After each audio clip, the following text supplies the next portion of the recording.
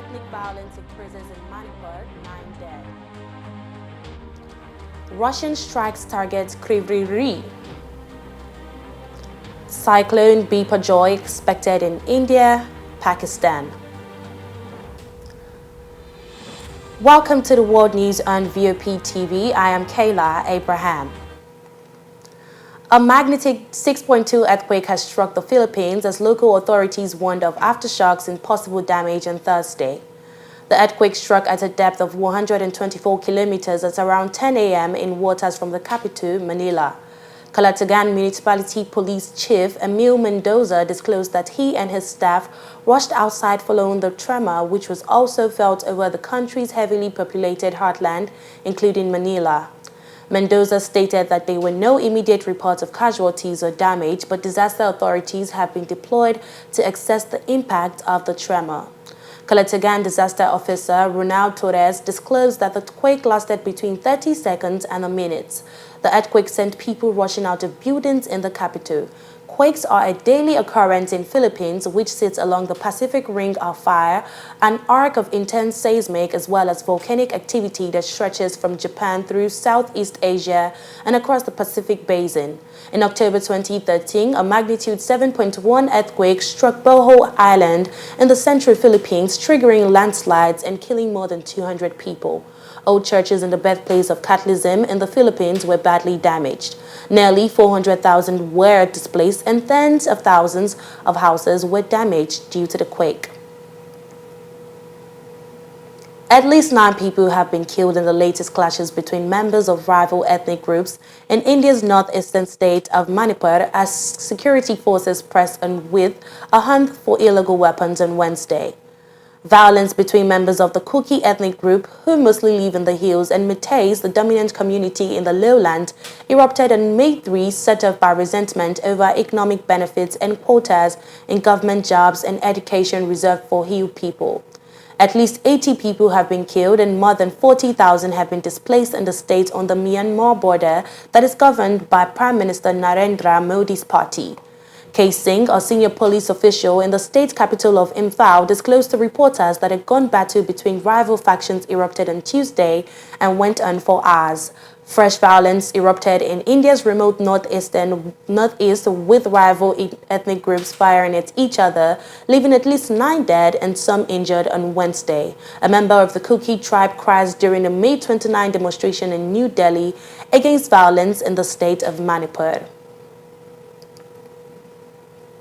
Hundreds of people are feared still missing after at least 78 died in the capsize of a fishing boat crammed with migrants off the coast of southern Greece. The vessel was on its way from Libya to Italy when it sank off the coast of southern Greece. Rescue workers managed to save 104 passengers, including migrants from Egypt, Syria, Pakistan, Afghanistan, and Palestine.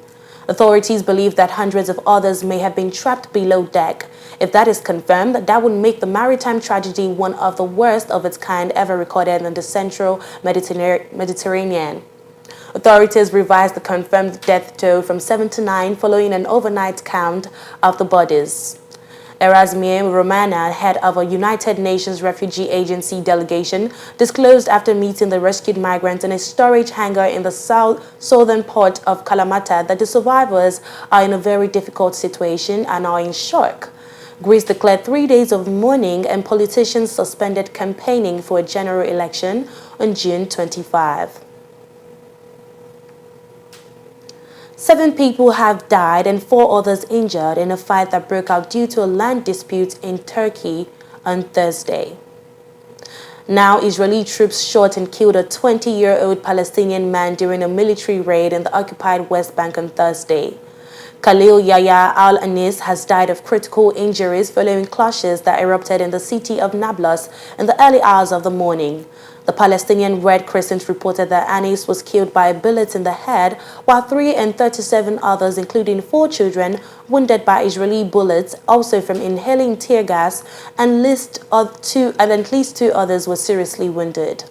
According to Palestinian Red Crescent, Israeli forces also targeted a Palestinian ambulance with live bullets and a stun grenade which shattered a vehicle's windshield. No injuries were reported to the paramedics. On Tuesday, Israeli troops shot and killed 19-year-old Faris Abdel Minem Hashhash in the Balata refugee camp near Nablus. The two incidents come as deadly Israeli operations in the West Bank grow, leading to a record number of Palestinian fatalities. Israeli forces and settlers have killed at least 156 Palestinians this year, including 25 children.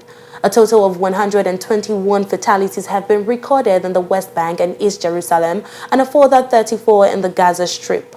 Palestinians have killed at least 20 Israelis in the same period. In the same vein, Israeli occupation forces have detained at least 5 Palestinians after breaking into their homes in the occupied West Bank on Thursday. Local sources reported that the heavily armed Israeli forces broke into occupied West Bank cities and detained several Palestinians after raiding their houses and terrorizing their families in multiple military raids across the occupied West Bank. In Kalkilia, Israeli occupation arrested the freed Palestinian detainee Barkan Tabisa from Al-Nakar neighborhood in the city. In Turkam, Israeli forces arrested the young Palestinian man Razmi Salameh from the town of Bala east of the city. In Jenin, Israeli heavily armed forces barged their way into the camp, broke into several houses and kidnapped the young man Khalid Shadi Neirat after raiding his house and tampering with its contents in the town of Midland south of the city.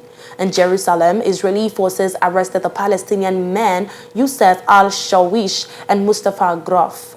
Palestinian towns and villages in the occupied West Bank and Jerusalem have seen increased near daily military raids and violation by Israeli forces in recent months.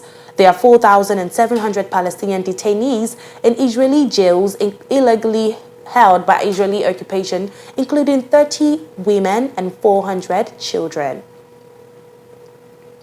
Now in Sudan, the war between rival generals has entered its third month on Thursday with no end in sight, where planes bombed a southern town for the first time and the regular army accused paramilitaries of abducting and murdering a governor in Darfur. Several witnesses disclosed that the Air Force carried out airstrikes from the first time on El Obeid, a town 350 kilometers south of the capital Khartoum, which has been encircled by paramilitary forces since the beginning of the fighting. Meanwhile, on Wednesday, the Sudanese army accused paramilitaries from the Rapid Support Forces of having abducted and murdered the governor of West Darfur State, Kamiz Abdallah Abkar, describing the incident as a brutal act. The army disclosed on Facebook that this alleged assassination means that the Rapid Support Forces have added a new line to their list of barbaric crimes committed against all the Sudanese people. The governor's death could not be independently confirmed. The fighting, which began on April 15, has so far been concentrated mainly in Khartoum, the capital of 5 million inhabitants, and in West Darfur and in the vast Darfur region in the west. This war between the army of General Abdel Fattah al-Burhan and the paramilitary Rapid Support Forces of General Mohammed Hamdan Daglo has claimed more than 1,800 lives. The mayor of the central Ukrainian city of Kryvyi Rih said that 2 industrial facilities had been hit by Russian missiles in an overnight attack. City Mayor Alexandra Viku said that 3 missiles had struck the industrial sites that had nothing to do with the military and said 1 person had been injured. The destruction is significant. This is what Viku said on his Telegram page. On Tuesday, the mayor stated that 11 people had been killed and dozens injured in a missile attack that destroyed a residential building in the city, which is the hometown of Ukraine's President Volodymyr Zelensky. Meanwhile, authorities in the southern port of Odessa said that air defenses had managed to intercept 18 Russian drones, while authorities in Russian-controlled Crimea also reported downing 9 Ukrainian drones. On Wednesday, Odessa was struck by 4 cruise missiles, which had been fired from a vessel in the Black Sea. Russia has been accused of targeting civilian and critical infrastructure in missile and drone barrages, but has repeatedly denied targeting civilians since it launched its invasion in February 2022. Ukraine's military leadership stated that the likelihood of more missile and airstrike across Ukraine is very high. A vast swath of western India and neighboring southern Pakistan that suffered deadly floods last year are bracing for a new deluge as fast-approaching cyclone Biparjoy whirls towards landfall on Thursday. Rain was falling and skies were darkening in western India and in southern Pakistan along the Arabian Sea, where dusty storms were hampering the evacuation and rescue work. Authorities expect conditions to worsen for 2 or 3 days after the cyclone makes landfall in India's Gujarat. Officials from the 2 southern Asian countries stood on high alert as the cyclone approached. It's expected to make landfall near Jakhau port in India's Kutch district and inundate the area. In Pakistan, Keti Bandar, in the country's flood-ravaged southern Sindh province, also lies in Biparjoy's path. The bazaars and beaches in Manvi, India, usually a bustling coastal town known for its wooden boat makers, were deserted Thursday under shutdowns others from the government. Thousands of people in India were evacuated, bringing the total number of people shifted to relief camps to 75,000.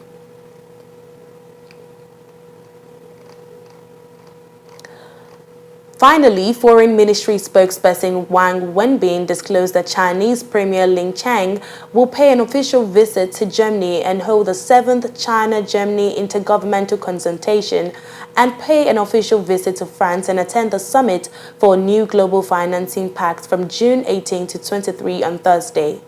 Li's visit is at the invitation of German Chancellor Olaf Scholz and the French government Wang. And that is a wrap on the world news on VOP TV. I am Kayla Abraham, and thanks for watching.